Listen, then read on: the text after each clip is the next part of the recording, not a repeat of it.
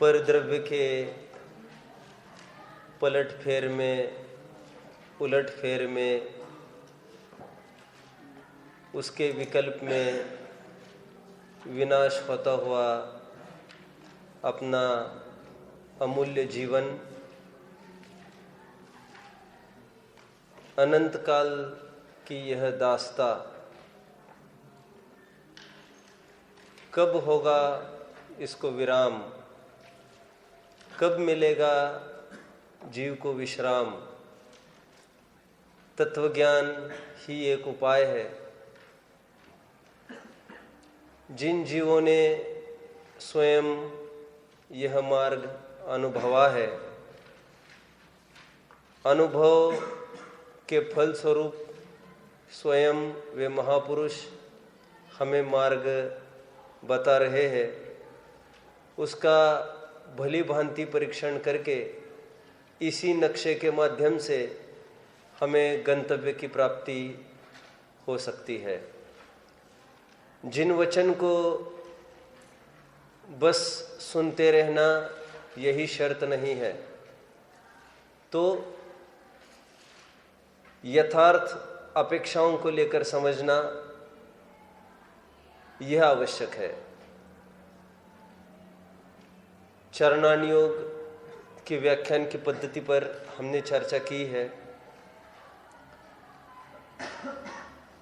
चरणानुयोग के पाठक को थोड़ी सी त्रुटि नजर आने लग गई है। चरणानुयोग में दोष दिखाई देने लग गए हैं।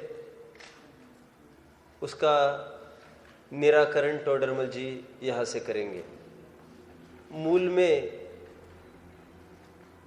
कोई भी वस्तु होती है, उसको देखने के अनेक अनेक नजरिए होते ही है। दृश्य स्वतंत्र है और दृष्टा स्वतंत्र है, उसकी दृष्टि स्वतंत्र है। इसलिए विलियम शेक्सपियर ने लिखा है, all the things reside in their places as they are, it is the mind who makes the hell of heaven and the heaven of hell. ये तो मानवीय वृत्ति है, ये वस्तु को कैसी देख लेवे। वस्तु तो वस्तु है। मैंने बहुत पहले एक उदाहरण सुना था।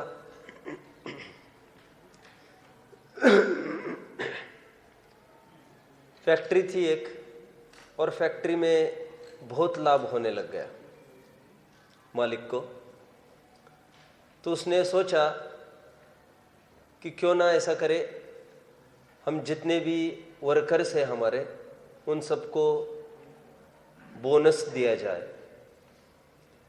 तो उसने सबको 10% बोनस दे दिया उस साल। दूसरे साल खूब मेहनत करके वर्कर्स ने अच्छा आउटपुट दिया और फलस्वरूप बहुत लाभ हुआ फैक्ट्री में। फिर इंडस्ट्रियलिस्ट को लगा क्यों न दिया जाए बोनस, तो उसने इंक्रीमेंट करके 15% इंक्रीमेंट की उसकी। जो इकोनॉमिक्स के विशेषज्ञ थे वे प्रोफेसर हमको ये हमेशा घटना सुनाते थे। फिर तीसरे साल विशेष उत्साह आया लोगों में, और आगे बढ़े और प्रोडक्ट बढ़ाए, उसकी क्वालिटी बढ़ी, सब बढ़ा।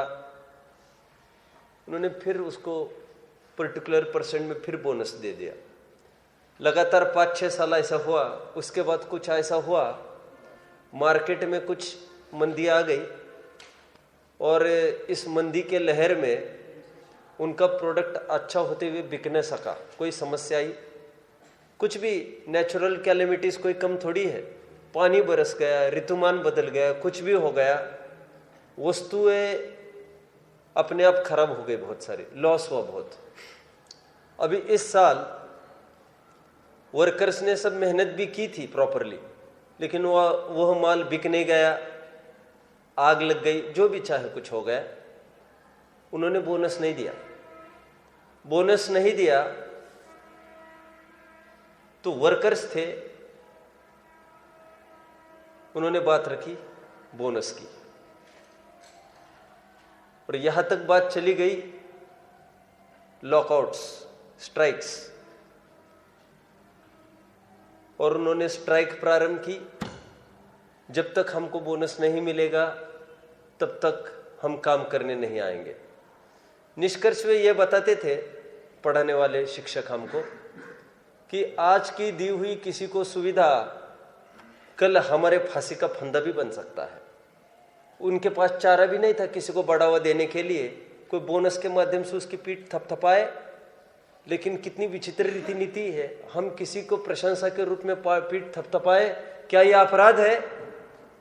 और उसके फलस्वरूप वो फिर गाफिल होने लग जाए, उल्टी और समस्या वो आकड़ने लग जाए, हमने पीठ थपथपाई तो। लेकिन अक्सर देखने में तो ऐसा ही आता है।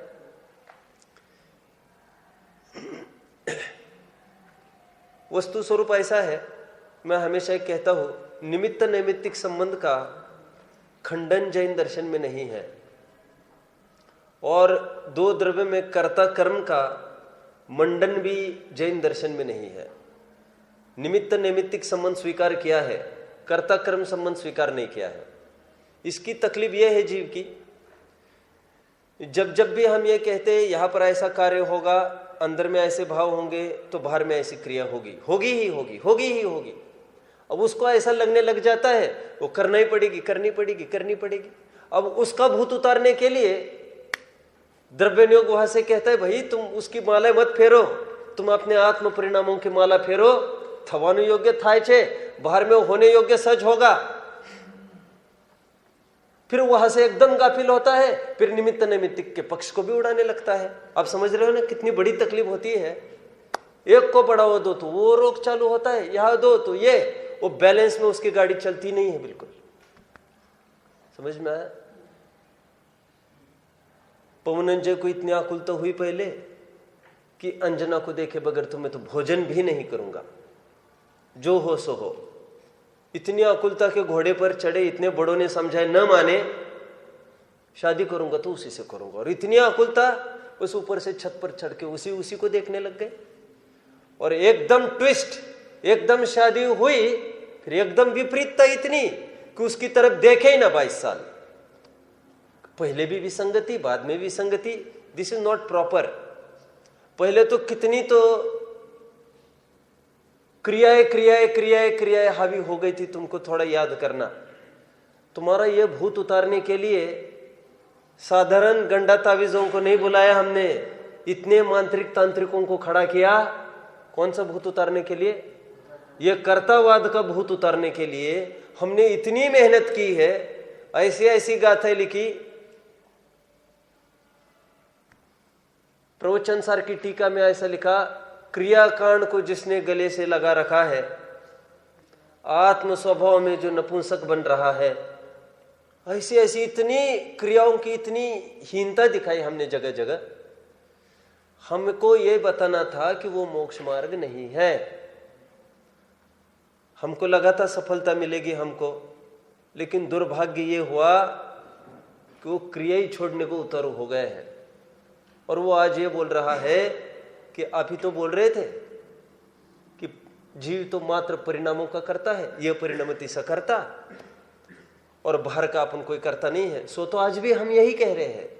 लेकिन निमित्त नैमित्तिक संबंध के रूप में जो निमित्त रूप से बाहर में सहज क्रिया होगी, या नैमित्तिक रूप में समझ लो, जीव के परिणामों के निमित्तों को पाकर बाहर में सहज ही जो क्रिया होने वाली थी उसका निषेध कर बैठा। ये कौन होंगे? ये श्वेतंबरी भाई है हमारे। ये कहते हैं परिणामों को देखो, बाहर में वस्त्र क्या, ये क्या मायने रखता है? समझ में है? ये दोष चरणान्योग को पढ़कर उसको वो ये कहता है, ये क्या क्रिया क्रिया की बात है, ये तो सब अपने आप होगा, जीव तो मात्र परिणामों का करता है। टोडरमल जी साहब उसको समझाते हैं, देखो तुम छद्मस्त हो, और छद्मस्तों में परिणामों का और क्रियाओं का कर्ता कर्म संबंध नहीं होने पर भी निमित्त नैमित्तिक संबंध घना है। टोडरमल जी साहब ने अभी कहा था, जब तुम्हारी प्रतिमावत दशा होवे तब तो तुम ऐसा ही कहना, अभी तुम ऐसा नहीं बोल सकते। ठीक है, समय सार का हवाला ये दे रहे टोडरमल जी आज, क्योंकि वो समय सार की बातें सुन सुनकर वो विषय भोग में प्रवृत्ति कर रहा होगा, जो भी कुछ कर रहा होगा वो, और क्रियाओं को सर्वथा उड़ा रहा होगा। तो कह रहे समय सार ग्रंथ में ऐसा लिखा कि पर द्रव्य के आश्रय से जीव को बंध होता है, लेकिन बंध का कर्ता तो जीव ही है, लेकिन वो पर द्रव्य के आश्रय से होता है, इसलिए जिन जीवों को बंध से बचना हो वे पर द्रव्य का आश्रय छोड़े। टोडरमल जी साहब ने किसका आधार उद्धृत किया यहाँ पर? समय सार जी का। सूक्ष्मापि न खलु हिंसा, बोलो, पर वस्तु निबंधनाम भवति पुंसा, हिंसायतन निवृत्ति परिणाम विशुद्ध तदपि कार्या। 49th छंद, पुरुषार्थ सिद्धि उपाय। सूक्ष्मापि न खलु हिंसा, सचमुच किंचित भी हिंसा नहीं है बाहर के क्रियाओं से, यह हमको पता है। पर वस्तु निबंधनाम भवति पुंसा, आत्मा को पर वस्तु को लेकर कुछ भी हिंसा नहीं होती है, हमको पता है। हिंसायतन निवृत्तिर परिणाम विशुद्ध तदपि फिर भी परिणामों की विशुद्धि के लिए तुम्हें हिंसायतन से दूर रहना पड़ेगा। हिंसायतन निवृत्ति, हिंसायतन मतलब हिंसा के जितने भी बाह्य अवसर है उन अवसरों को तुम्हें हटाना पड़ेगा। मरे को देखोगे, बोलो पूरा करो बात को, मरे को देखोगे तो रोना ही आएगा, इसमें कोई शक नहीं है। तो पुरुषार्थ सिद्धि उपाय में समय सार में तक ऐसा बोला, बंद अधिकार में बोला। 265 वाली गाथा होनी चाहिए, 265 वाली गाथा होगी ये, 265 266, वहां पर ऐसा लिखा, यद्यपि परद्रव्य के आश्रय से बंद होता है, दो बातें लेकिन, इसलिए लेकिन बंद का कर्ता परद्रव्य नहीं है, एक बात, लेकिन जिनको बंद से बचना है वे परद्रव्य का आश्रय भी छोड़े। ये समय सार का आधार उद्धृत करके टोडरमल जी साहब ने दिखाया है। देखो क्या कहा, तो आध्यात्मिक ग्रंथों में कहा तो कह रहे अंदर के जैसे तुम्हारे परिणाम है, बाहर की क्रिया सुधरे बगना नहीं रहती। मैंने आपको बताया भी था, यही प्रश्न लेकर खड़ा हुआ था वो क्रिया परिणाम अभिप्राय में हमने देखा था। समंत भद्र स्वामी के सामने एक शिष्य आया और बोला, वहां पर बोला कि आप ही कहते हो ना जैन धर्म भाव प्रधान है, सब भाव से ही होता है, तंदुल मत्स्य का भी उदाहरण देते रहते हो, महामत्स्य का भी उदाहरण देते हो, फिर कहते हो तंदुल मत्स्य बिना हिंसा किए भी बराबर पाप का भागीदार हुआ, क्यों? मात्र भावों से एक। फिर आप ही तो बोलते रहते हो वो नेवला शेर बंदर बिना आहार दिए हुए भी केवल अनुमोदना के फल से वहां को प्राप्त हो गए, आप ही ये सब उदाहरण बताते रहते हो। तो कहते हैं ठीक है परिणामों से ही सब कुछ होता है, हम परिणाम अभी दूषित नहीं करेंगे, लेकिन हमारी क्रिया यदि अभी विपरीत हो तो अब हमें नहीं पकड़ना। ठीक है, वहां पर समंत भद्र स्वामी ने क्या बताया था? आयुष को पता है छंद, बोलो। वहां पर यह बोला, छंद तो आपको पता है ना, राग द्वेष निवृत्तेर हिंसादिनाम निवर्तना कृता भवती अनपेक्षित अर्थवृत्ति कह पुरुष सेवते नृपतिम। समंत भद्र स्वामी ने यह उत्तर दिया कि कह रहे देखो तुम जो कह रहे हो ना क्रिया कुछ भी हो हमें नहीं पकड़ना, बोले वो तो आज भी हम यही कह रहे हैं, क्या कि भावों से ही जितना बंद होता है भावों से ही होता है, लेकिन क्रियाओं से कुछ नहीं होता, ये हम बराबर आज भी बोल रहे हैं, आज हम बात को नहीं बदल रहे। लेकिन ऐसा होते हुए भी, क्रियाओं से कुछ भी बंद नहीं होते हुए भी बाहर की क्रियाएं आत्म परिणामों का परिचायक है। अंदर में परिणाम तुम करोगे नहीं हिंसा झूठ चोरी कुशल परिग्रह के, तो बाहर में ऐसी क्रियाएं हो ही नहीं सकती। और परवशता से किसी पर कोई आपत्ति आई हो तो फिर हम कुछ नहीं बोल सकते, लेकिन तू स्ववश हो होकर एक एक कार्य करता है और यहां पर आकर कहता है क्रियाओं से कुछ नहीं होता, परिणामों से होता है, हमने तो परिणाम सुधार लिया, ये छल नहीं चलेगा। ठीक है। और भी एक आधार आपको दिया था, सम्यक ज्ञान चंद्रिका की पीठिका का क्या आधार था? वहां पर उसका यह कहना था सम्यक दृष्टि भी तो कितने भोग करते हैं। टोडरमल जी साहब ने क्या कहा था? टोडरमल जी साहब ने कहा था देखो 2 प्रकार के भोग होते हैं, कुछ बुद्धिपूर्वक कुछ अबुद्धिपूर्वक। वे परवशता से भोगते हैं, अबुद्धिपूर्वक भोग है उनका, कोई इच्छा परक नहीं है। तो उसका यह कहना था हम भी ऐसा ही बोलेंगे। क्या बोलना था उसका? हम भी ऐसा ही बोलेंगे फिर। तो टोडरमल जी साहब ने कहा था रे मूर्ख, फल तो कुछ बोलने से नहीं लगता, फल तो जैसा अपना अभिप्राय है वैसा लगता है। तुम हमको क्या समाधान दोगे उससे थोड़ी तुमको बंध मोक्ष होगा। अभिप्राय तो तुम्हारे मन में बैठा ही है। कब? जब तुम पूछ रहे थे ना हमको, क्या पूछ रहे थे?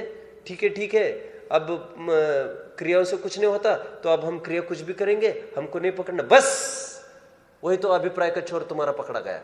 अब तुम करो ना, तुम भाव तो चल ही रहा है तुम्हारा अभी से। समझ में आ गया? ठीक है। शैलेंद्र, किसी का कोई मेहमान आए और किसी का फेस एकदम ग्लूमी है। ग्लूमी समझते हो? एकदम दुखी है एकदम कोई, और वो बाहर से वैसे ही कहे आइए आइए आइए आइए, सुनो। वे पूछेंगे क्या बात है, हमको खुशी नहीं हुई? आवत ही हर्षे नहीं नयनन नहीं सने, तुलसी तहा न जाए कंचन बरसे में है। स्वाभिमानी लोगों की तो ये रीति नीति है। क्या? अब सोना बरसा दो, हम उस घर में प्रवेश नहीं करेंगे। किस घर में? आवत ही हर्षे नहीं नयनन नहीं सने। तुमको कुछ भी स्नेह नहीं झलका? सज्जन पुरुष को लगा एकदम क्या बात है, आपको कुछ भी आनंद नहीं नहीं नहीं नहीं, नहीं। आप चेहरे पर नहीं जाइए, बहुत खुशी हुई है, बहुत खुशी हुई है, नहीं चलेगा। लोक में भी पूरा ये फेस रीडिंग से चलता है। आप समझ में आया? इसलिए कहा जाता है ये फेस ये परिचायक है हमारे दिल का। ठीक है। और वो झलकेगी ही आपके चेहरे पर, वो बात प्रसन्नता होगी, वो झलकेगी। ये कहा जाता है ये चेहरा ये आईना है। टोडरमल जी साहब कहते हैं ये बाहर की क्रियाएं चरणान योग ये तो अंदर के परिणामों का परिचायक है। छद्मस्त अवस्था में तो ऐसा ही है। छद्मस्त छद्मस्त क्यों कह रहे बार बार? फिर तुम हमारा गला नहीं पकड़ना। कल कहां पर नहीं पकड़ना? वो कह रहे वो अरहंत है। प्रश्न किया 44वीं गाथा सब प्रवचन सार, कह रहे उपदेश किसका है? उपदेश किसका है? आप प्रामाणिक प्रामाणिक कहकर दुहाई किसकी देते रहते हो रात दिन? किसकी दुहाई देते हैं? सर्वज्ञ की वाणी, सर्वज्ञ की वाणी। किसने देखे आलू के जीव? सर्वज्ञ की वाणी, सर्वज्ञ। इतना दम भरते हो, वाणी सर्वज्ञ की है। देखो देखो शंकाकार ने क्या पूछा प्रवचन सार में, न्याय का ग्रंथ है ना, चुस्त एकदम भाषा। देखो यदि सर्वज्ञ की वाणी है तो हम ये पूछते हैं वे वितरागी कहाँ हुए? आप वितरागी कहेंगे तो उनकी वाणी सिद्ध नहीं होगी, और उनकी वाणी यदि सिद्ध नहीं, उनको वितरागी सिद्ध करने के पीछे उनका राग नहीं है तो फिर वाणी उनकी सिद्ध नहीं हुई।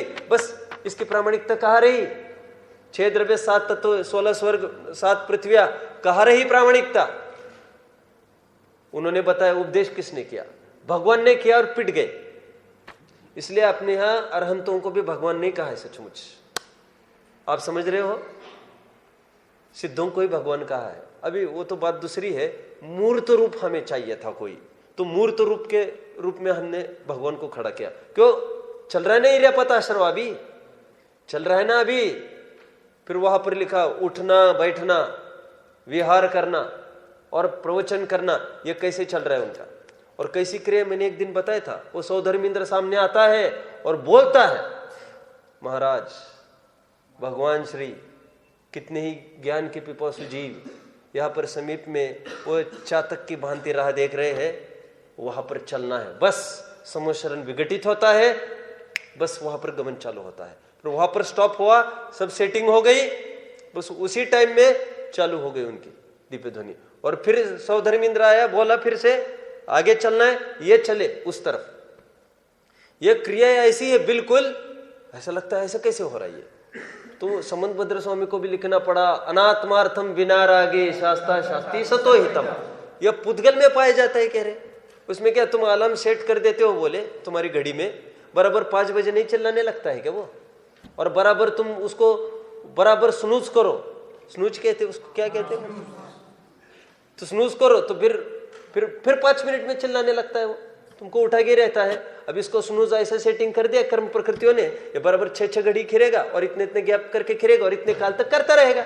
रोजाना अलार्म नहीं होता क्या, एक बार भरते हो रोजाना उसी समय नहीं होता क्या। ये सब ऐसी व्यवस्था है कह रहे पुद्गल की, तुम्हें इसमें क्या तकलीफ होने लग गई, ये तो पौद्गलिक व्यवस्था है। आज तक छद्मस्त अवस्था में क्या कह रहे थे कुन स्वामी अथवा टोडरमल जी, कह रहे थे भाई ये वचन मेरे नहीं है, ये तो सभी बोलते वचन मेरे नहीं, मैंने नहीं किया। बोलो वो वचनाधिक लिखनाधिक क्रिया इंद्रिया और पुद्गली हिया, ये सब है पुद्गल के खेल, इनमें ना ही हमारो मेल। लेकिन देखो सावधानी क्या रख रहे, ज्ञान राग तो मेरो मिलो, राग भी नहीं मिला तो फिर बहुत तकलीफ होगी। फिर टोडरमल जी की वाणी है ये नहीं कह सकेंगे आप, और आपने इतना बड़ा मंगलाचरण किया, इसका कह कहकर महान शास्त्र की रचना कर रहा हूं, फिर उसका क्या होगा। और इतनी बहस पहले की है आपने, शंकाकार के मुख में इतने प्रश्न दिए, आप आलेख्य ग्रंथ की रचना क्यों करते हो, तो मंद बुद्धि के लिए करते हैं और कोई पाप नहीं है, और लोग हंसे तो हंसने दो। कितना बड़ा डायलॉग है, 25 पेजेस का डायलॉग लिखा आपने।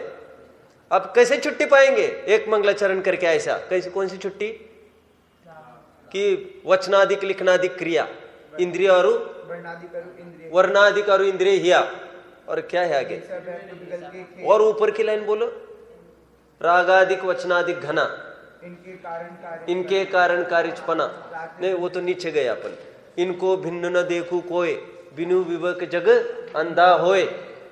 कितना लिखा, कुछ भी संबंध नहीं, लेकिन इतना तो लिख ही दिया टोडरमल जी ने। क्या लिख दिया, क्या लिख दिया, ये ज्ञान राग तो मेरो मिलो, राग किया है मैंने बस, तो राग नहीं किया करता कहते तो और एक बहुत बड़ी आपत्ति खड़ी होती, इसमें प्रश्न चिन्ह लग जाता प्रामाणिकता का। और फिर निर्वाह आपको जो करना है, किसका निर्वाह करना है, ग्रंथ के लेखक का नाम, वो तो रह ही नहीं पाता। फिर अमृतचंद्र स्वामी ने भी मैं नहीं कह कर अपना नाम तो चढ़ा ही दिया। क्या, स्वरूप गुप्त से अमृतचंद्र सूर्य कर्तव्य में मत बोलो ना नाम, कौन कहता है तुमको। ये अंतिम छंद लिखने की आपको आवश्यकता क्या थी, मैंने नहीं किया, मैंने नहीं किया कहकर तुम क्या कहना चाहते हो, तुमने किया है यही तो कहना चाहते हो। अब सबको लोगों के पीछे देखो, मैं एकदम आया क्लास में, मैंने बोला बाहर अभी मैंने देखा वो पानी की टंकी उल्टी पड़ी है, पड़ी नहीं है, वो किसने की है। एक जन उल्टे उठ के कहे, शैलेंद्र उठ के कहे साहब मैंने नहीं की है, तो तुम बोले क्यों, चोर की दाढ़ी में तिनका, तुम बोले क्यों फिर। और बाकी के लोग, हमको तो पता ही नहीं साहब, पता ही नहीं, तो पता ही नहीं, वो तो बच गए। लेकिन जिन्होंने कहा मैंने तो नहीं किया, तुम उससे क्या झलक रहा है। स्वरूप अमृतचंद्र सूरी ने ये बोला मैंने कुछ नहीं किया, ये छंद लिखो ही ना मत तुम, और तुम मुंह में मत नाचना कि अमृतचंद्र ने किया है। तो अमृतचंद्र का ही नाम क्यों आ रहा है बार बार, फिर क्यों लिखना पड़ता है, समझ में आया। लेकिन यहां पर तो हम राग है कह भी रहे थे छद्मस्तावस्था में, अब वहां पर क्या बोलेंगे, कितनी बड़ी आपत्ति है। ज्ञान राग तो मेरो मिलो, क्या मिलो फिर, ज्ञान ही ज्ञान मिलो, और ज्ञान क्या मिलो, वो अलिप्त रह करी दूर से जान रहा है, ये दिव्य ध्वनि खिरना आदि, कितनी बड़ी आपत्ति है। इसलिए छद्मस्था अवस्था में ही निमित्त नैमित्तिक संबंध बताया परिणामों का और क्रियाओं का, और फिर बाहर क्रियाएं तो बनी रहेगी और परिणाम कुछ भी नहीं है। इसलिए कहा जिस प्रकार महिलाओं के, बोलिए ना, जिस प्रकार महिलाओं के, क्या आधार दिया प्रवचन सार में, जिस प्रकार महिलाओं में मायाचारी सहजी होती है अबुद्धिपूर्वक, उसी प्रकार भगवान के सहजी ये उठना बैठना विहार करना, ये सहज होता रहता है, ठीक है। लेकिन छद्मस्तावस्था में तुम नहीं भाग सकोगे। यहां पर निमित्त नैमित्तिक संबंध है। फिर लोग कई ऐसे ऐसे आधार देते रहते हैं, अपन कहा करता है पर के सिमंदर भगवान क्यों नहीं फिर मोक्ष जाते, क्यों नहीं जाते, जाके दिखाए, फिर क्यों नहीं गए, फिर अपन भी करके दिखाओ, फिर बनो ना मुनि, फिर करो नहीं है, करो नहीं है। परिणामों को, और बाहर में अंदर परिणाम होगा तो बाहर में क्रिया होगी ही होगी। You can't deny this fact. निमित्त नैमित्तिक का संबंध है। सत्य की खोज कितने जनों ने पढ़ा, बहुत जनों ने। उसमें एक बात को लेकर रूपमती बहुत चिंतित है। कौन रूपमती? मिसेस ऑफ विवेक। किस बात को लेकर चिंतित है? कह रहे निमित्त है तो, निमित्त तो है लेकिन करता नहीं है। सुनो सुनो, निमित्त तो है लेकिन करता नहीं है। और दूसरी क्या बात? करता तो नहीं है लेकिन निमित्त तो है। यही संबंध, निमित्त नैमित्तिक संबंध समझना, ठीक है। या तो उसको कर्ता कर्म में मान लेता है, या तो फिर सदा निमित्त नैमित्तिक संबंध भी उड़ा देता है। अंदर के परिणामों को लेकर बाहर में कैसा क्रिया होनी चाहिए, इसका कुछ भी उसको भान नहीं रहता। इसलिए मैंने अभी उदाहरण दिया, बाहर में यदि आनंदी फेस है तो दोनों बातें हो सकती है। वो खुश भी हो सकता है और दुखी भी हो सकता है। इसमें तो दो बातें घटित हो सकती है। वो ओरिजिनल आनंद हो सकता है, डुप्लीकेट बनावटी कर सकता है। लेकिन यदि चेहरा बाहर में दुखी है तो अंदर में तो दुखी ही है, पॉइंट ब्लैंक। इसमें तो कोई शक ही नहीं है। मुक्ति पकड़ में आ रहा है? उसी प्रकार बाहर में यदि क्रियाएं नहीं है तो अंदर में तो परिणाम ही नहीं है, इसमें तो कोई शक नहीं कह रहे। और बाहर में क्रियाएं हो तो अंदर में उस परिणाम हो न हो वो दूसरी बात है। मायाचारी से करे, आदि आदि किसी भी रूप से करे, ठीक है। टोडरमल जी साहब ने फिर एक बात लिखी है। वे ये कहते हैं यदि संयम से कुछ ही नहीं होता तो सरवार सिद्धि के देव है। कितनी कितनी चर्चा करते हैं, कितने मंद कशाई है, फिर भी उनसे उत्कृष्ट श्रावक मुनियों को क्यों कहा गया है। और फिर यहाँ पर भी तीर्थंकर जैसे जीव भी दीक्षा लेने की उनको क्यों आवश्यकता पड़ी। काहे को शिव साधन करते संयम सो अनुरागे। फिर संयम का अंगीकार करते क्यों? चरणानियों को उखाड़ मत फेंको। यहाँ पर इतनी सी बात इन्होंने कह दी है। आप समझ रहे हो सब? जहाँ पर जिस भूमिका में जो होना चाहिए, ये बहुत बड़ी विकृति है आज। ये भूमिका के अनुसार जो क्रिया होनी चाहिए उसको भी हम उड़ा देते हैं, और कभी कभी तो हद ये कर देते हैं। अभी कौन से हम संयमी हो गए हैं? अरे भले आदमी, इतनी क्रिया पालोगे तो तुमको कोई संयमी भी नहीं कहने वाला है। ये संयम है भी नहीं। ये तो विशुद्धि लब्धि के दायरे में जो आवश्यक रूप से मानवीय जीवन जीने के लिए जो आवश्यक बातें थी वो भी तुम भूल गए हो, तो उसी की प्रेरणा करनी पड़ती है बार बार आज। समझ रहे हो आप? ये चरणानुयोग में दोष कल्पना का निराकरण, ये प्रकरण अपना हो गया है। एक अंतिम लाइन इसकी पढ़ लेते हैं, देखिए 292 पेज पर, फिर अगले प्रकरण में चलना है। इसीलिए यह नियम है कि बाह्य संयम साधन बिना परिणाम निर्मल नहीं हो सकते। होता ही है ऐसा। देखो,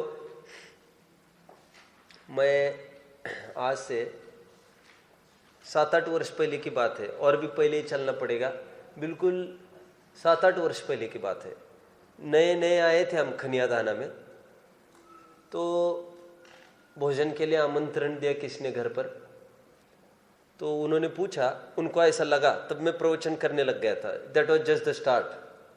तो उन्होंने पूछा कि भैया तो धनिया पत्ती नहीं लेते होंगे? उन्होंने पूछा ऐसा इनकी मम्मी को। तो फिर इनको बहुत शर्म हुई, लज्जा हुई कि हम कैसे कहें इनको कि नहीं नहीं लेते हैं, क्योंकि मैं लेता था। तो इन्होंने ऐसा बोला कि नहीं नहीं वे नहीं लेते। ठीक है, दूसरे दिन भोजन करने के लिए, अब मुझे तो कोई फर्क भी नहीं पड़ता, मुझे तो कुछ समझ में भी नहीं आता क्या हट और क्या आया। मैं कोई रुचि से खाता होऊंगा ऐसा तो कोई बात ही नहीं है। तो फिर भोजन हुआ, सब हुआ। तो उनने, इनकी मम्मी ने मुझे एक बात बताई, आप सब जीवन में ध्यान में रखना इस बात को। उन्होंने मुझे एक बात कही, बोले कल बहुत अवॉइड करता हूँ, वैसे बाहर नहीं के बराबर ही जाते थे हम, लेकिन ब्रह्मचारी बहनों के यहाँ उन्होंने बहुत बुलाया था, आग्रह था, मैंने कहा चलो फिर।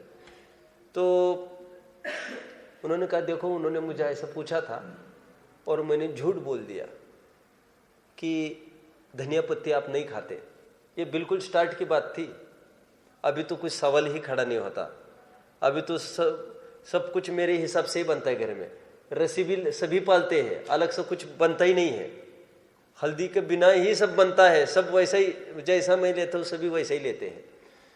तो तब फिर उन्होंने कहा मैंने तो ऐसे झूठ बोल दिया है, अब आप एक काम करो बोले। मैंने कहा क्या? तो बोले अपन झूठ भी नहीं बोल सकते वैसे कायदे से, तो बोले अभी एक काम करो ना, अभी छोड़ दो अभी आप।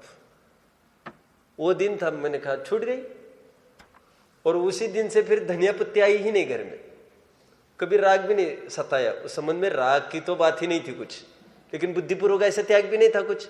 बात यह है जानकारी भी नहीं थे ऐसे कुछ, अध्ययन वैसे ज्यादा कुछ अध्ययन तो कुछ ABCD ही नहीं थी मेरी, जस्ट स्टार्ट था, अभी खड़ा रहने का ही प्रयास कर रहा था, अभी पढ़ा भी नहीं था कहीं कुछ विशेष। तो ज्यादा फिर बाद में पढ़ने लग गया, समझने लग गया एक एक चीज। मैंने इतना सारा क्यों बताया?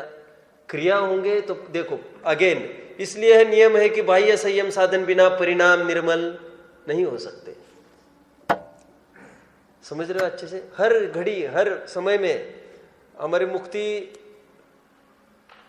6-7 साल पहले भिंडी खाती थी, तो इतना प्रोग्रेस हो गया था हम में तब, अभी सब शुद्धि का खाने लग गए थे हम। 1 ही 2 साल में अच्छी लिफ्ट ले ली थी और सबने जीवन अच्छा हो गया था। अब बस हुआ क्या, मुक्ति भिंडी खाती थी, भिंडी तो कौन, हम ही तो लाते थे मार्केट से। तो मैंने इनको कहा भाई वो बंद करेंगे अपन सब। तो इन्होंने कहा ठीक है, अब नहीं लाएंगे मार्केट से। मैंने ये कहा कि नहीं, मुक्ति को पहले बताएंगे भाई, अब नहीं, इसको बहुत तो प्यारी थी वो भिंडी, भिंडी के बिना तो जी नहीं सकती थी ये, तो इसको तो ज़्यादा नहीं खाती थी फिर भी, लेकिन 15 दिन में 1 आध बार, तब भी मेरी इच्छा नहीं रहती थी, मैं इनको बोलता रहता था नहीं लाना अपन। तो फिर बात निश्चित हुई, तय हुई, मैं एकदम मैंने हार्ड एंड फास्ट पर आ गया, और हार्ड एंड फास्ट पर आता हूँ तो दैट शुड बी डन, बस डन। तो मैंने बोला कि नहीं होगा अभी। तो फिर इन्होंने कहा ठीक है नहीं लाएंगे। तो फिर मैंने कहा इनको बोलो भाई अपन नहीं लाने वाले। तो इन्होंने कहा कि अपनी इसको क्यों बोले, वो तो अपन लाते तो ये खाती है।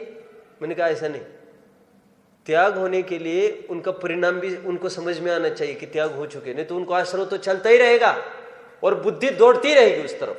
और फिर किसी के भी टिफिन में देखो तो मन ललचाता रहेगा, या तो बहुत दिन बनी मम्मी, और हम कितने दिन उनको अवॉइड करेंगे ऐसा कह कर कि आज नहीं मिली नहीं मिली। हम फैक्ट के फेस करने का प्रयास करें।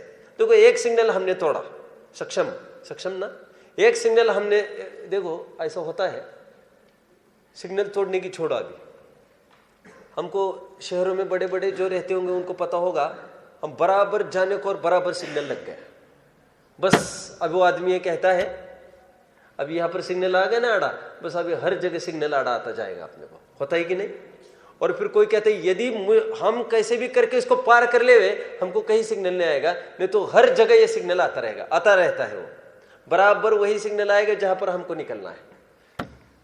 मैं ये कह रहा हूं, आप एक जगह बाधा खड़ी होगी, सब जगह होने वाली है, आप कब तक बचेंगे उससे? तो मैंने कहा एक बार हो जाए ना आर्या पार, वस्तु स्वरूप का ज्ञान कराए बगैर वो त्याग भी त्याग के खाते में आता नहीं। और देखो तो त्याग की कीमत, महिमा, ताकत, त्याग के निमित्त से भी परिणाम उज्जवल हुए बिना रहते ही नहीं है। फिर आप प्रतिज्ञा कर लो। क्या प्रतिज्ञा कर लेना? हम कहीं भी जाते हैं ना, हम तो एक करते हैं जैसे कि कहीं भी जाने की तो बात ही नहीं, परिमाण करके चलो। कपड़े हैं हमारे पास, हम इतने कपड़े रखेंगे, 5 जोड़ी कपड़े रखूंगा मैं, ज्यादा नहीं। इन्होंने भी परिमाण कर रखा है। और मैं तो ये कहते रहता हूं मुक्ति को पेन्स वगैरह एक एक चीज में परिमाण करना। उससे क्या है, फिर अचानक कोई कहे ले लो हमारी चीज आप, तो हम द्विविधा में नहीं फंसे, ले कि नहीं ले, दिखती तो अच्छी ले कि नहीं, कैसे ले, नहीं ठीक है, नहीं ठीक है, सुनो स्ट्रांगली आप बात रख दो। हमने मर्यादा कर ली है, बस उनको भी ज्यादा प्रेशर करने की, उनको भी संकट मत डालो। उनको भी संकट खड़ा होता है ना, क्योंकि पहले तो सब नई नई बोलते हैं, फिर सब ले लेते रहते हैं। पहले सब नई नई बोलते हैं और लेते तो सब है, फिर नाटक करके क्यों लेना? तो फिर अपन सीधे बात ऐसी रखो, हमने परिमाण किया और सच बोलो। हम परिमाण करते किसी वस्तु का तो हमको लालसा भी नहीं रहती और फिर इष्टानिष्ट कल्पना भी नहीं रहती। ऐसा 100% होता है, आप आजमा के देख लेना जीवन में। अब जितना जितना रूप में आप नियम करोगे, प्रतिज्ञा, जैसे अभी मैं यहाँ पर आ गया, मंगलायतन में आ गया, तो मैं सेट कर दिया मैंने, 1 महीने मुझे कहीं नहीं जाना। अब मुझे बहुत आग्रह है, नहीं साहब आप आओ आप, नहीं, मैंने परिमाण कर रखा है, उनका दूसरा फोन कभी नहीं आ सकता और हमको भी विकल्प सता ही नहीं सकता अभी। और हमको जाना हो तो निरंतर किसका फोन आए देखना, क्यों, कहीं आमंत्रण आए तो फिर निकलना है, आपने को बाहर निकलना है। अरे हमने त्याग कर लिया, अभी हमको किसी से मतलब ही नहीं कुछ। चरणान योग की जितनी भी पद्धति है, जो आजमाएगा वास्तविक रूप से उसको परिणाम विकृत नहीं होंगे। उसके जितनी भी मर्यादा है, हमने कहा मौन रखना रोज 2 घंटा, तो क्या होगा? मौन रखने वाला बोलेगा नहीं तो तुम्हें में नहीं होगी। कितनी आफतों से बच रहा है वो, मैं इस क्षेत्र से बाहर नहीं जाऊंगा। बहुत बड़ी है प्रतिज्ञा ये। क्यों? क्षेत्र से बाहर जाएगा नहीं तो बाहर जाने संबंधी जितना भी राग द्वेष होता था वो अपने आप सीमित हो गया। क्रियाओं में जो बंधता है, इसलिए चरणान योग की पूरी पद्धति, मैं हमेशा कहता हूं ना, 4 अनुयोग जिनको पढ़ाए ना मैंने, उनको पूरा ऐसा लिया है मैंने। जैसे बच्चा गया बगल में और मैं गया उनके घर में और वो बच्चे को बोल रही थी माँ उनकी, क्या बोल रही थी? खबरदार इसके बाद गया पड़ोस में, जाएगा पड़ोस में टांग तोड़ दूंगी तुम्हारी। मैंने कहा भाई, अब तुम छोटे बच्चों को इतना हिटलर बनकर, डिक्टेटर बनकर आप उनको ऐसा करते हो, मुझे अच्छा नहीं लगता। आप पंडित जी आप चुप रहो, आप क्या जाने बच्चों को संभालना। हमें 4-4, 5-5 है, तुम्हारा 1 है और वो भी सज्जन है। हमारे ये समस्या खराब है हमारी, और तुम्हारी कौन, तुम्हारे तो पड़ोसी नहीं है, हम तो रोजाने की समस्या है हमारी। पंडित जी आप कृपा करके यहाँ पर कुछ नहीं बोलिए। हम 9 से 10 सुनते हैं, वो बहुत है। प्रवचन में आते थे 9 से 10, तो फिर बहुत हो गई। फिर मैंने बाद में फिर से पूछा, ऐसे क्यों? बोले 15 दिन तो मैं यही कहती रही, देखो बेटा तुम जाते हो झगड़ा करके आते हो, झगड़ा करके आते हो, तुम जाओ, हम मना नहीं है, लेकिन झगड़ा नहीं करना। माने ही ना तो हमको यही कहना पड़ेगा, क्या अभी जाओ मत बस। तो क्यों जाएगा? तो झगड़ा किए बिना रहता नहीं है। मैंने एक दिन बताया था ये उदाहरण, आपको याद आ रहा है? कहां पर बताया था? निश्चयाभासी के प्रकरण में, वो कुशील, वो निर्विकल्प वाला। जाएगा तो झगड़ा किए बिना रहता नहीं, उसको क्या बोला जाता है? नहीं जाना तुम। ये चरणान योग की शैली है। हमने क्रियाओं में रोक लगाई तो उस अनुसार हमारे परिणाम भी डाइवर्ट नहीं होते। तो ये जितनी शैली है वो बिल्कुल यथार्थ है, ठीक है। और उसमें जो दोष कल्पना उसने जताई है, परिणाम अपने ऊपर है, ऐसा ऐसा है वैसा है। ये टोडरमल जी साहब कहते तुम छल करना चाहते हो, समय सार में भी लिखा है, उस आश्रय से बचना चाहिए, ठीक है। कितनी मर्यादा लिखी है चरणान योग में, कितनी, इतने हाथ दूर, उतने हाथ दूर, और महिलाओं से दूर, ये सब मर्यादा। उसका क्या होगा? नवशील बाढ़ का उसका क्या होगा? गरिष्ठ भोजन नहीं करना उसका क्या होगा? रूप श्रृंगार नहीं करना उसका क्या होगा? और परिणाम तो विकृत होंगे ही। ब्रह्मचारियों का नियम है सिर मुंडाना, ठीक है, वे बाल नहीं बढ़ा सकते। अब क्या क्या उसमें क्या दिक्कत है? हमको कौन से परिणाम होते? नहीं, तुमको हुए बिना रहेंगे नहीं। तुम बाल थोड़ा डिस्टर्ब होंगे, तुमको लगेगा तुम ऐसे थोड़ी निकलने वाले हो, इतने वितरागी थोड़ी हो, तो डिस्टर्ब करेगा। तो बाहर की भी क्रिया वैसी चाहिए। इसलिए मुनियों को भी जंगल का वास बताया गया है। क्यों? अपने बीच में रहेंगे तो उनको राग द्वेष हुए बिना रहेंगे नहीं। 1 दिन, 3 दिन, 5 दिन से ऊपर उनको फटाफट आगे आगे आगे आगे आगे बढ़ो। 5 दिन से ज्यादा कहीं नहीं रह सकते वे। और 5 दिन भी कब? यदि बड़ा शहर हो तो शहर के बाहर, शहर में तो प्रवेश नहीं, शहर में प्रवेश मौन कवच पहनकर ओनली आहार के लिए, रहने के लिए वहां पर नहीं, रहने के लिए तो जंगल में। क्यों कहा जंगल में? ये निमित्त नैमित्तिक संबंध को देखकर ऐसा लिखा, मैं सत्तु बोलो मुक्ति मां भूदो एकागी, मेरा शत्रु से शत्रु भी एकाकी न रहे। मूलाचार में वट्टकेर स्वामी ने लिखा ऐसा, मेरा शत्रु से शत्रु भी एकाकी न रहे। एकाकी रहेगा परिणाम भ्रष्ट होगा, कोई टोकने वाला नहीं है, होगा ही निमित्त नैमित्तिक संबंध। तो इसलिए जितनी क्रियाओं का उल्लेख किया है उस बराबर हमको उसमें चलना चाहिए। समझ में आ गया? उसका निमित्त रूप से उसको स्वीकार करें और भूमिका के अनुसार भूमिका में होगा ही होगा, और नहीं है तो तुम्हारी भूमिका नहीं है। ठीक है, चलते हैं आगे। द्रव्यानुयोग का प्रकरण चलेगा। द्रव्यानुयोग में सिद्धि की मुख्यता होती है, परीक्षा की मुख्यता होती है, तर्क युक्ति की मुख्यता होती है। इसलिए द्रव्यानुयोग को स्थूल ग्रंथ कहा जाता है। द्रव्यानुयोग को स्थूल कहा जाता है। समझते हो ना? अटपटी लग रही क्या बात? थोड़ी सूक्ष्म। सुनिए सुनिए आगे। टोडरमल जी साहब ने नई परिभाषा रखने का प्रयास किया है। यह कहते हैं सूक्ष्म मतलब क्या? जो केवल ज्ञान गोचर हो वो सूक्ष्म। यह परिभाषा टोडरमल जी ने दी। और जिसकी हम परीक्षा कर सके उसको स्थूल बोला। जिसकी परीक्षा नहीं कर सके, बाबा वाक्यम प्रमाणम, उसको सूक्ष्म की परिभाषा दे दी। इस न्याय से स्थूलतम ग्रंथ है, अनुयोग है द्रव्यानुयोग, क्योंकि इसके हम परीक्षा कर सकते हैं। अरे इसी की परीक्षा कर सकते हैं, कर्णानुयोग की नहीं कर सकते, चरणानुयोग की कर नहीं सकते, आलू प्याज की जीव समझ नहीं सकते, और द्वीप समुद्र नहीं देख सकते, और प्रथमानुयोग में जो रावण आदि की बातें कही उनको देख नहीं सकते।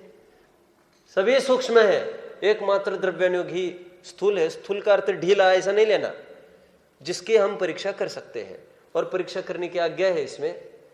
तो कहते हैं इसमें मुख्यता से सिद्धि की बात होती है, तर्क युक्ति न्याय। जैसे जीव की सिद्धि करनी है तो जीव है कि नहीं है, इस पे पहले सिद्धि होगी, और उसमें भी स्वमति अन्यमति पहले आमने सामने बैठेंगे। यहां पर मैंने कहा था ना, यहां पर परीक्षा होगी, तुमको प्रमाण देने पड़ेंगे। तो वहां पर यह कहना पड़ेगा कि जीव है, सामने वाला कहेगा काय का जीव है, कुछ नहीं है। तो कह रहे ये जीव नहीं है, यह कौन जान रहा है? जानने देखने वाली कोई वस्तु है कि नहीं? समझ में आ रहा है आप सबको? इससे हम अनेक अनेक प्रकार से सिद्ध करेंगे। हमने यहां पर पिंच किया, आपको राग द्वेष का अनुभव हुआ, यह जान कौन रहा है? ये जानने वाली जो तत्व है उसी को हम चेतन कह रहे हैं। और ये यहाँ पर दो वस्तुएं मिली है, मात्र कहने से काम नहीं चलेगा, वो समझना पड़ेगा। जैसे वे कहते हैं पंच महाभूतों से जीव की उत्पत्ति हुई है। अब दूषण कैसे देंगे? सिद्धि करो उसके आमने सामने बैठकर। नहीं साहब ऐसा नहीं है। वे कहेंगे हाँ साहब है। वे हम कहेंगे हमारे तीर्थंकरों ने नहीं कहा ऐसा। वे कहेंगे हमारे तीर्थंकरों ने ऐसा कहा। इसमें कोई पार नहीं पड़ेगी, आपको तर्क युक्ति से लड़ना पड़ेगा। तो क्या तर्क युक्ति होगी इसमें? पंच महाभूतों से आप जीव की उत्पत्ति कहते हो, तो पंच महाभूतों की जाति क्या कहते हो आप? चेतन कहते हो। तो फिर हमारा प्रश्न है, यदि चेतन कहते हो तो पांच चेतन मिलकर एक चेतन कैसे हो गया? सबकी स्वतंत्र सत्ता नहीं है क्या? बात एक। और फिर यदि आप अचेतन कहते हो पंच महाभूतों को, क्योंकि पंच महाभूत कहकर वे सब मिलकर जीव की उत्पत्ति करते हैं, इसी से ही तो बात सिद्ध हो रही कि आप उसको पुद्गल सिद्ध करना चाहते हो। आप समझ रहे हो? पांच महाभूत एक मिलकर चेतन उत्पन्न होता है, इसी से तो सिद्ध हुआ, आप उसको अचेतन कहना चाहते हो। तो फिर हम प्रश्न पूछते हैं, इतने सारे अचेतन मिलके, कितने ही अचेतन मिलके एक एक बूंद जल की मिलाकर कोई दूध 1 लीटर खड़ा कर सकेगा? कैसे संभव होगा? तो इतने अचेतन वस्तुओं को मिलाने से चेतन वस्तु कैसे खड़ी होगी? मतलब यहाँ पर तर्क युक्ति की मुख्यता है। किसी भी, फिर मोक्ष की चर्चा करो आप, फिर कोई कहेंगे मोक्ष नहीं है, कोई कहेगा मोक्ष है, फिर कोई ये कहेगा मोक्ष है तो कैसा होगा? बौद्ध लोग ये कहेंगे बुद्धि आदि उच्छेद मोक्ष, ज्ञान का अभाव वही मोक्ष है। दुख का तो अभाव होता ही है, साथ साथ सुख का भी अभाव होता है, ज्ञान का भी। फिर जैनी ये कहकर खंडन करेंगे ऐसा मोक्ष कौन चाहे जिसमें स्वयं का ही अस्तित्व खत्म हो? स्वयं का ही अस्तित्व खत्म हुआ ऐसा मोक्ष कौन चाहेगा? तो इसमें वो वाद विवाद होगा। द्रव्यानुयोग में मुख्यतः तर्क युक्ति की है। इसमें आप कुछ भी बोलो, शुभ भाव है, आप तर्क दो। तर्क क्या देंगे इसमें? शुभ भाव है क्योंकि ये परलक्षी है, पराधीन है, अनित्य है, अध्रुव है, ये पूरा न्याय। कौन सी गाथा? कौन सी गाथा? ये 74वीं जो गाथा है, 72वीं और 74वीं जो गाथा है, इसमें अनित्य अध्रुव ये तर्क है, ये युक्ति है कि अपन नहीं हो सकते और इसमें सुख नहीं हो सकता। अब लगाओ, अभी एक एक गाथा उठाओगे, एक द्रव्य दूसरे द्रव्य का कर्ता नहीं हो सकता। क्यों? न्याय, क्योंकि एक द्रव्य दूसरे द्रव्य का कर्ता बने कब बने? जब एक द्रव्य दूसरे द्रव्य रूप हो जाए। तो कहते कुमार ने घड़ा बनाया, कह रहे कुमार हो गया कि घड़े रूप? वो कह रहे मिट्टी में हाथ डाला। कह रहे मिट्टी में हाथ डाला? सच बोलो, मिट्टी में हाथ डाला है उसने? कौन कहता है मिट्टी में हाथ डाला कुमार ने? अरे अभी भी हमको प्रत्यक्ष दिख रहा है क्या? मिट्टी में मिट्टी है, जहां पर मिट्टी के प्रदेश है वहां पर हाथ के प्रदेश नहीं है, जहां पर हाथ के प्रदेश है वहां पर मिट्टी के प्रदेश नहीं है, वो मिट्टी में प्रवेश नहीं कर सकता कुमार। बहुत रहस्यात्मक बातें हैं। कुछ बताऊं मैं? देखो कैसा तर्क न्याय चलता है। देखो ये कहते हैं, हम कहते कुमार ने घड़े को नहीं बनाया, हम कहते कुमार जहां जहां पर है वहां वहां पर घड़े बनते दिखाओ। फिर अब उनके तर्क सुनने हैं आपको। अच्छा, किससे घड़ा बनता है? मिट्टी से बनता है। ठीक है, जहां जहां मिट्टी वहां वहां घड़े दिखाओ, बस हो गई तुम्हारी। बोलो बोलो, कुछ बोलो, तर्क है क्या तुम्हारे पास? कुछ है? जैसा हम कुमार में दूषण लगा रहे, वे मिट्टी में दूषण लगा रहे। जहां जहां मिट्टी हो वह वह तुम घड़े दिखाओ ना फिर। इसलिए सुनो सुनो, क्या बात है, क्या है, कोई प्रश्न है क्या? इसलिए उन लोगों ने इसलिए जैनियों ने और एक सिद्धांत को रखा बीच में। बोलो, योग उपयोग नहीं नहीं नहीं, योग उपयोग नहीं, अभी अपने को उपादान कारण ही प्रधान दिखाना है। वे कुमार बोल रहे हैं, हमने बोला जीव, जीव ही स्वयं सॉरी हाँ, मिट्टी ही उस रूप का परिणमन की, मिट्टी ही उपादान करता है। तो कह रहे मिट्टी जहां जहां पर है वहां पर घड़े दिखाओ। चलो तो एक भी ऐसा घड़ा दिखाओ जो कुमार ने नहीं बनाया। हम ये कहते एक भी ऐसा घड़ा दिखाओ जो कुमार ने बनाया। वे कह रहे अरे ऐसी बातों से क्या लेना देना है, तुम प्रैक्टिकली दिखाओ, बिना कुमार के कोई अपने आप घड़ा तैयार हो गया है। तो इसके लिए अब क्यों नहीं होता, अब क्यों नहीं होता? अब बना ना, कुमार ने 1 सेकंड में हाथ छोड़ दिया, बोले अब बन के दिखा, अब बन के दिखा। तो जैनियों ने और एक मान लिया, तत्समय की योग्यता। कह रहे त्रिकालीय उपादान कारण होने पर भी वो तत्समय की योग्यता होती है, वैसा ही कार्य होता है। और तत्समय की जब कार्य होगी तभी तो तत्समय की योग्यता कहेंगे, आगे पीछे तो कह नहीं रहे जिससे तुम हमको आकर पकड़ो। नहीं समझ में आ रहा?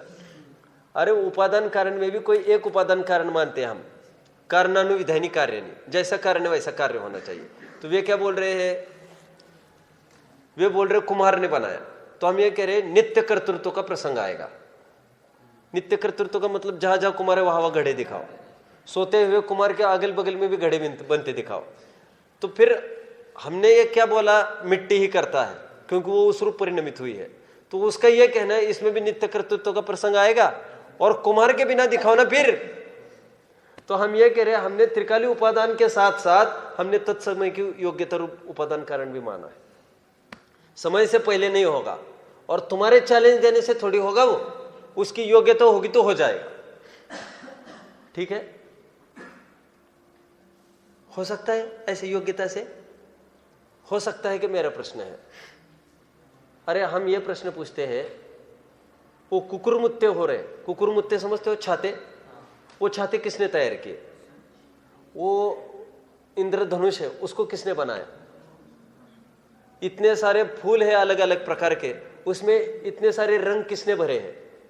और कितना बड़ा आर्टिस्ट है ये नेचर। ऐसा कोई भी कलाकृति तुम करके दिखाओ, एक फूल दूसरे फूल जैसा तुम करके दिखाओ, और नेचुरली जितने फूल आ रहे हैं हजारों, वो बराबर उसी शेड में आ रहे हैं। कुछ कुछ फूल होते ना ऐसे व्हाइट और बीच में red red red red shade, बराबर। कितना बड़ा आर्टिस्ट है ये नेचर, अपने आप हो रहा है। बोले सब, बोले माँ है, बोले उसके माँ के स्तन में दूध किसने भरा? के लिए बच्चे की ताकत है, बच्चे का पुण्य है तो स्तन दूध से भरा आता है, नहीं तो माँ अभी तक कर पाती ना ये काम। ये आप समझ रहे हो मेरी बात को? तो सब तत्समय की योग्यता के अंतर्गत चला जाएगा। ठीक है, ये तत्समय की योग्यता प्रधान कारण है, वो योग्यता है बगैर कोई कार्य की सिद्धि नहीं होगी। यद्यपि त्रिकाल उपादान कारण है, लेकिन जैनियों ने और एक मान लिया, अनंतर पूर्वक क्षणवर्ती पर्य तो माना ही है कि उसके पहले यह अवस्था होगी, और फिर तत्समय की योग्यता एक प्रधान कारण मान दिया, जिससे आपत्ति हट गई। और उस समय में कुमार को यह कहा तुमको हाथ लगाना हो तो लगा देना, नहीं लगाना हो तो नहीं लगाना, लेकिन जिस समय में होगा उसी समय में होगा, योग्य तो होगी तो ही होगा वो। तुम्हें हाथ लगाकर अहम पुष्ट करना हो तो भले ही कर लेना। समझ में आ गया? ऐसा वो भी बोल देंगे कुमार का ही वो है क्या योग्यता, मिट्टी को आना है तो आते हैं।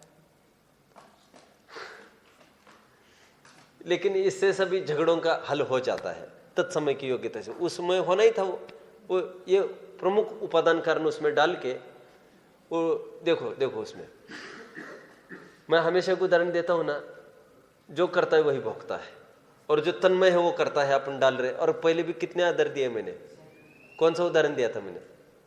एक फल का उदाहरण दिया था, आपको याद होगा तो। बड़ा फल है और वो आदमी ये कह रहा था ये खराब निकला, दूसरा बदल के दो। वो क्या कह रही थी महिला, हम थोड़ी इसमें घुसे हैं। मतलब जो उस रूप होवे घुसे वही तो उसको बनाए, ये तो बात सिद्ध हो गई। हम तो उससे अलिप्त भिन्न है, ये तो किसान ही स्वयं बोलने लग गए ना अभी। और तुम कुम्हार के सामने घड़े को लेके जाओ, थोड़ा टूटने के बाद देखो वो क्या बोलता है। इसके लिए वस्तु सिद्धांत की भी आवश्यकता नहीं है। कुमार के मुख से सुनना चाहते हो, चलो कुमार के पास लेके चलते तुमको, उसके घड़े फोड़ दो 5 और उसको देखो तुम्हारा घड़ा कल लेके गए थे ऐसा। अरे भाई हम क्या कर सकते, बस हो गए ना, हम क्या कर सकते ये कहकर उसने बोल दिया है, ठीक है। और जहां पर योग्यता हो अपने आप सब खड़ा हो जाता है। मैंने अभी कई सारे उदाहरण दिए ना आपको। आप बोलोगे एक आध घड़ा होते हुए दिखाओ मैंने अभी कुकुर मुत्ते दिखाई, ये सब दिखाया। अरे जो जिस समय में जो होने की हम दिखाई तो रहे, ये सब घड़े ये भी सब अपनी तत्समय की योग्यता से ही हो रहे, ठीक है। ये न्याय की मुख्यता होती है इसमें। अभी प्रकरण चलेगा द्रव्य नियोग में। समय हो गया है इसमें तो ठीक है, कल लेंगे। कल प्रकरण चलेगा द्रव्य नियोग के व्याख्यान का विधान, ठीक है। लेना है क्या कल? ओके।